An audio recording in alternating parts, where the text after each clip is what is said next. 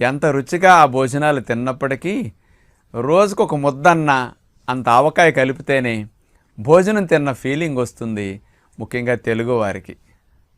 మరి అలాంటి నిల్వ పచ్చళ్ళు ఆవకాయలని ఆరోగ్యానికి హాని తెలిసినప్పటికీ మనం వదులుకోలేం. ఇక ఎప్పుడు మాంతారంటే హై బీపీలన్నా రావాలి, పక్షవాతాలన్నా రావాలి, హార్ట్ కంప్లైంట్స్ అన్నా రావాలి. ఈ 3 వచ్చేదాకా ఎవ్వరం వాటిని సహజంగా వదలం. పిల్లలకు కూడా ఇష్టం కాబట్టి చక్కగా తింటూ ఉంటాం ఫ్యామిలీ అంతా. ఇక మే నెల వచ్చిందంటే ఆవకాయలు పట్టే హడావిళ్ళు ఆడవారు ఎంత బిజీగా ఉంటారు. చక్కగా సంవత్సరానికి సరిపడ పట్టడం, వాడుకోవటం.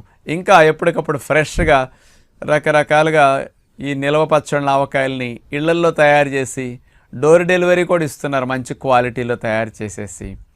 మరి ఇది ఒక పెద్ద బిజినెస్గా ఉంది, బాగా తింటున్నాం. మరి ఈరోజు